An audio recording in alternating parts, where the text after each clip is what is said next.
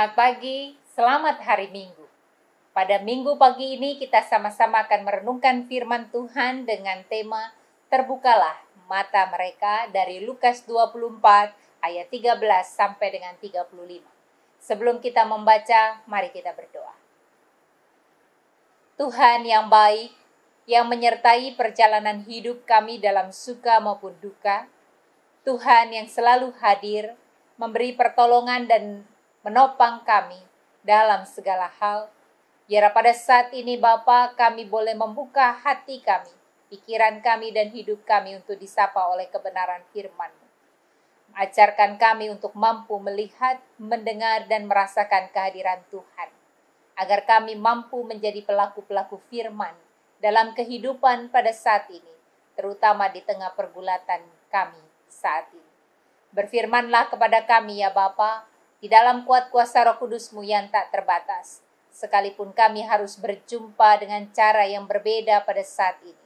Tapi kami yakin dan percaya Allah bekerja atas kami, menguasai kami, dan memimpin kami. Dalam Kristus Yesus Tuhan dan Juru Selamat kami yang hidup. Amin. Silakan mempersiapkan Alkitabnya, Lukas pasal yang ke-24 ayat 13 sampai dengan 35. Saya akan baca untuk rekan-rekan remaja sekalian. Pada hari itu juga 2 orang dari murid-murid Yesus pergi ke sebuah kampung bernama Emmaus yang terletak kira-kira 7 mil jauhnya dari Yerusalem.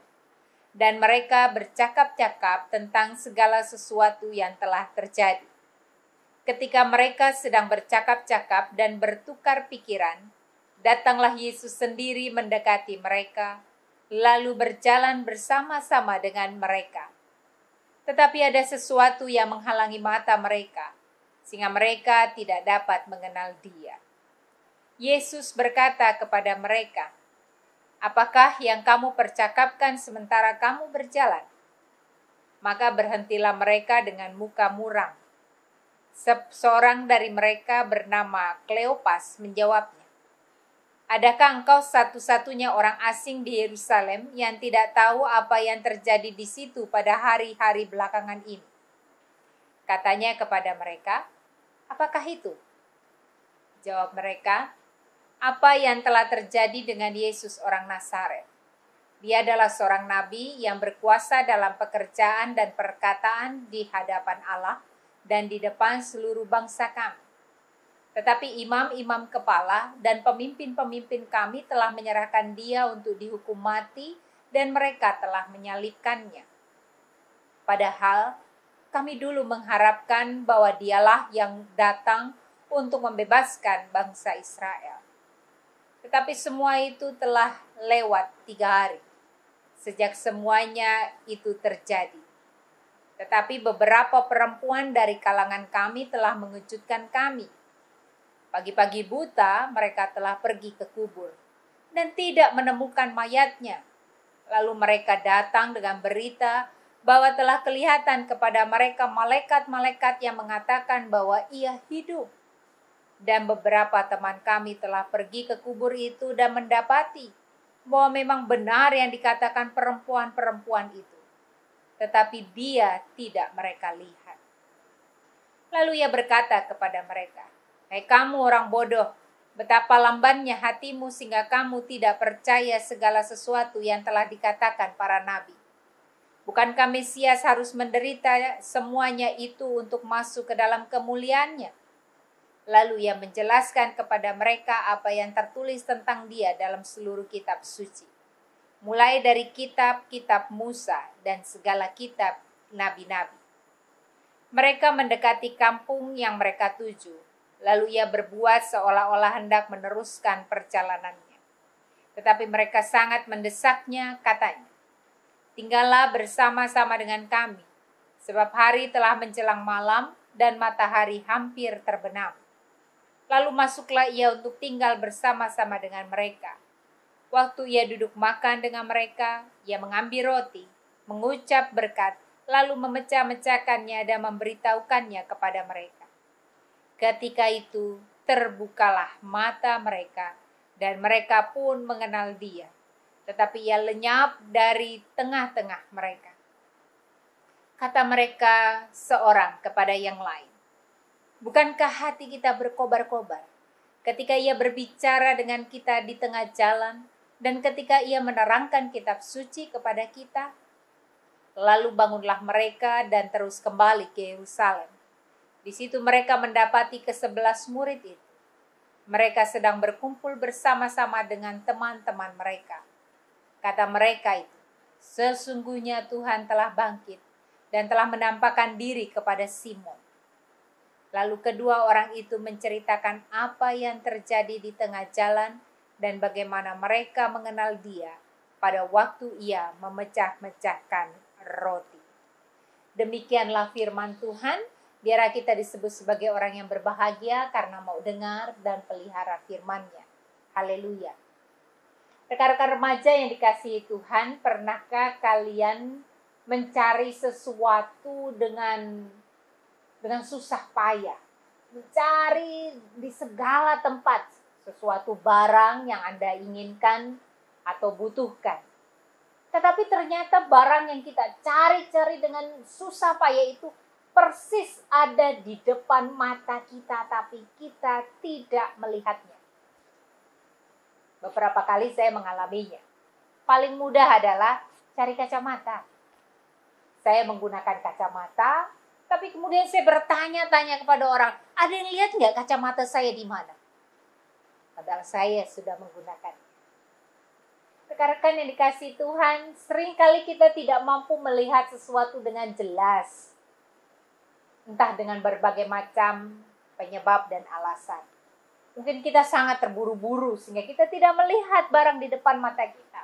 Mungkin pikiran kita sedang memikirkan hal yang lain sehingga barang yang kita cari ada di depan mata pun tidak mampu kita lihat dengan jelas. Mungkin hati kita sedang gundah gulana sehingga dengan kesal, dengan marah-marah, sehingga kita tidak dengan sabar mencarinya. Sesuatu yang ada di depan mata kita pun tak terlihat. Jadi ketika kita tidak mampu melihat sesuatu yang jelas ada dalam hidup kita, ada banyak hal yang menyebabkan dan mempengaruhi kita tidak mampu melihat dengan mata kita, tidak mampu menemukan, tidak mampu merasakan.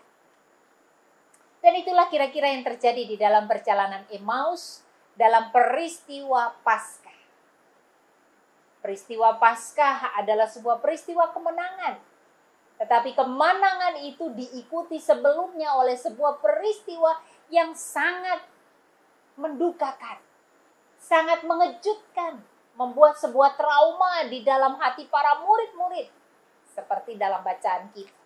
Pada awalnya mereka sangat yakin bahwa Yesus datang sebagai pembebas mereka. Tetapi ia yang diyakini menjadi seorang pemenang nampaknya di mata manusia, di mata para murid-murid menjadi sangat tidak berdaya, mendapatkan perlakuan-perlakuan yang sangat melukai hati, merontokkan kepercayaan, perlakuan yang membuat mereka sangat traumatis, sebab penderitaan yang diterima Yesus begitu amat berat. Maka pengalaman gelap itu masih menyelimuti hati mereka. Ada dalam ketakutan. Baru saja guru pergi. Sekarang bagaimana dengan nasib para murid? Mereka ada dalam kebingungan. Bagaimana mereka memberi makna terhadap pengalaman. Karena baru saja pagi tadi, para perempuan datang ke kubur dan tidak menemukan jenazahnya.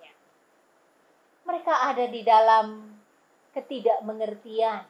Bagaimana mereka harus melangkah ke depan. Apa yang harus mereka kerjakan sebagai murid-murid Yesus.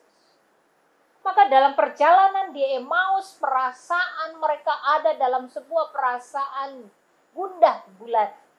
Mereka ada di dalam sebuah perasaan yang membuat mereka sangat bersedih hati. Di tengah semua pengalaman-pengalaman yang bertubi-tubi terjadi sebagai murid Yesus. Dalam perasaan yang demikian, takut, sedih, trauma, mereka tidak mampu melihat. Apa yang tidak mampu mereka lihat? Kehadiran Yesus. Yesus yang berjalan dengan mereka. Tidak mampu mereka rasakan bahwa itulah Yesus yang hadir, yang mau menunjukkan kepada mereka bahwa aku ada. Bahwa berita hilangnya jenazahku adalah berita kemenangan sebagai tanda yang pernah aku beritakan. Bahwa aku bangkit, bukan hilang, bukan dicuri jenazah. Tapi mereka tak mampu. Sebab mereka sedang berkutat dengan apa yang mereka rasa dan pikirkan. Apa yang dilakukan Yesus? Yang menarik, teman-teman yang dikasihi Tuhan, yang dilakukan Yesus adalah berjalan bersama.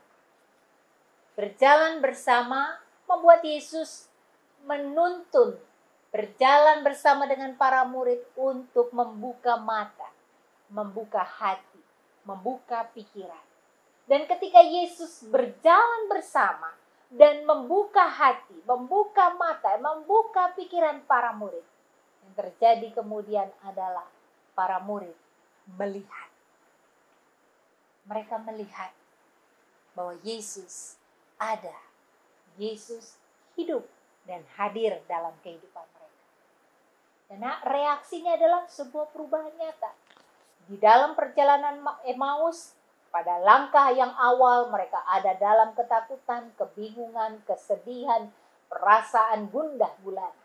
Tetapi berjalan bersama dengan Yesus. Yesus yang mendampingi, berbicara, bahkan duduk makan bersama dengan mereka, memberitakan firman. Kemudian berakhir dengan sebuah sikap yang beda. Para murid bersuka cita. Hati yang gundah gulana itu dikalahkan. Bahwa Yesus ada. Bahwa Yesus bangkit. Sukacita itu meluap. Yang membuat mereka kemudian memberitakan para murid-murid yang lain. Untuk merasakan sukacita yang sama di dalam sebuah kepercayaan. Yesus yang bangkit. Adik-adik remaja yang dikasihi Tuhan, bagaimana kita menyikapi peristiwa ini dalam situasi kita? Mungkin kalian sudah melewati masa yang cukup lama tinggal di rumah, tidak bersekolah. Maka mari kakak mengajak kita untuk melihat bukan cuma sekedar sekarang saya tidak pergi ke sekolah, tinggal di rumah saja, tidak kemana-mana. Jangan hanya melihat itu. Tapi lihatlah ada sesuatu yang luas di sana. Mengapa ini semua terjadi? Jadi cuma jangan berpikir, bosannya di rumah aja. Ngerjain apa aja sih? Lalu mulai menjadi uring-uringan. Melewati hari-hari yang harus di rumah saja. Sesuatu yang sangat jarang kita lakukan selama ini. Kita biasa di rumah untuk mengistirahatkan tubuh dari segala aktivitas kita seharian.